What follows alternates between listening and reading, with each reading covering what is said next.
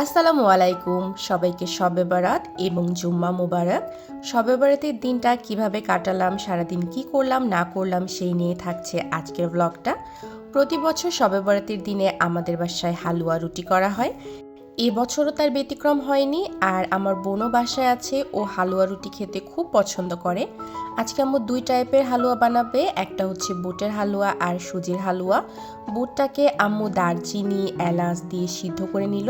এরপরে আম্মু এর মধ্যে থেকে মশলাগুলোকে উঠিয়ে নিচ্ছে যাতে হালুয়ার মধ্যে মশলাগুলো না থাকে। এই বুটের হালুয়া আর সুজির হালুয়া বানানোর পদ্ধতিটা কিন্তু প্রায় একই রকম। হালুয়া বানানোর জন্য ডালটাকে সিদ্ধ করে আম্মু ঠান্ডা হওয়ার জন্য রেখে দিল। ডালটাকে আম্মু ব্লেন্ডারে ব্লেন্ড করে নেবে, যার জন্য ঠান্ডা করা দরকার। এই ফাঁকে আম্মু কিছু বাদাম ফ্রাই করে নিল। যতক্ষণে ডালটা সিদ্ধ হচ্ছে ততক্ষণে আম্মু সুজির হালুয়াটা বানিয়ে নেবে। সুজির হালুয়া বানানো কিন্তু খুবই সহজ। আম্মু কড়াইয়ের মধ্যে প্রথমে ঘি দিয়ে দিল, এরপরে এর মধ্যে আম্মু এলাচ দিয়ে দিল, তারপরে আম্মু এর মধ্যে সুজিটাকে দিয়ে দিচ্ছে। সুজিটাকে সুন্দর মতো অনেকক্ষণ ধরে ভেজে নিতে হবে। সুজিটা সুন্দর মতো ভেজে আম্মু এটাকে নামিয়ে রাখলো। এবার কড়াইয়ের মধ্যে আম্মু পানি দিয়ে দিল, এরপর এর মধ্যে আম্মু পরিমাণ মতো চিনি দিয়ে দিল। চিনির পরিমাণটা সম্পূর্ণ টেস্টের উপরে ডিপেন্ড করে, আর ব্যালেন্সের জন্য আম্মু এর মধ্যে সামান্য পরিমাণে লবণ দিয়ে দিল। এরপরে এর মধ্যে আম্মু দুধটা দিয়ে দিল। দুধটাকে আম্মু সুন্দর মতো অনেকক্ষণ ধরে জাল করে নিল। এরপরে আম্মু এর মধ্যে আস্তে আস্তে সুজিটা দিয়ে দিচ্ছে। সুজিটা দেওয়ার সময় কিন্তু এই নাড়ানোটা বন্ধ করা যাবে না, তাহলে সুজিটা একদম দলা দলা পেকে যাবে।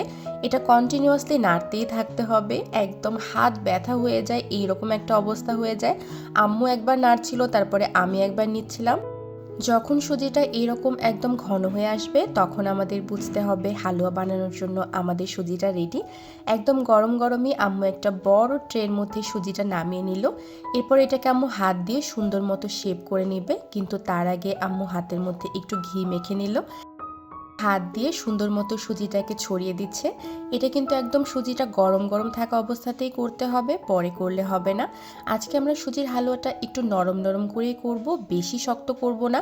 বেশি শক্ত করতে হলে এটাকে আর একটু বেশিক্ষণ নাড়িয়ে চাড়িয়ে নিতে হতো। এবার আম্মু এটাকে সুন্দর মতো সাইজ করে কেটে নিচ্ছে। আচ্ছা, এই ফাঁকে আপনারা বলুন তো, সুজির হালুয়া না বুটের হালুয়া, কোন হালুয়াটা আপনাদের বেশি পছন্দ? আমার কথা যদি বলি, আমি যখন ছোট ছিলাম তখন আমার সুজির হালুয়াটা বেশি ভালো লাগতো, কিন্তু এখন আমার এই বুটের হালুয়াটা বেশি পছন্দ।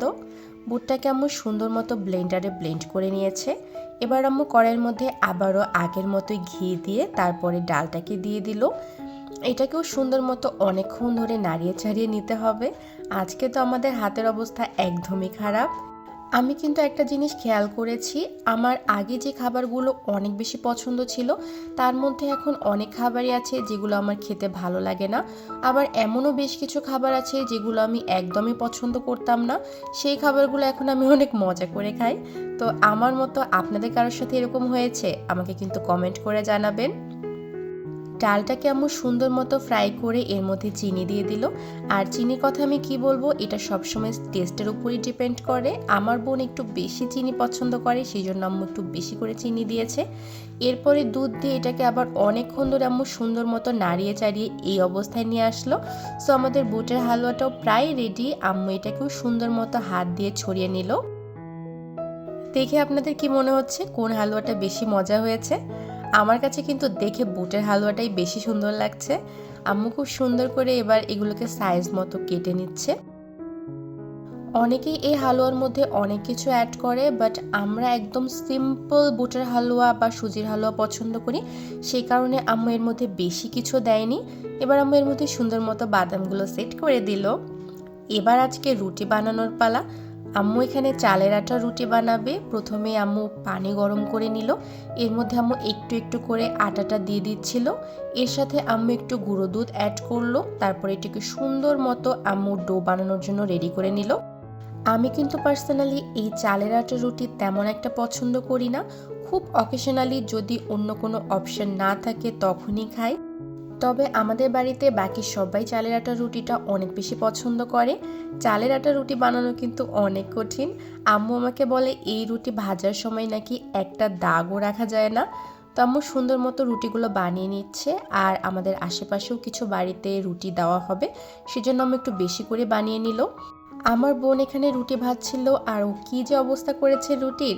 তো এখানে আম্মু হালুয়া রুটি রেডি করে নিল আশেপাশের বাড়িতে দেওয়ার জন্য। এবার আমাদের খাওয়ার পালা। তো সুন্দর মতো প্লেটটা রেডি করে নিলাম। এই এতগুলো হালুয়া নিয়েছি আর আজকে একটু চালের আটা রুটি খেয়ে দেখি। আজকের জন্য এতটুকুই। আল্লাহ হাফেজ।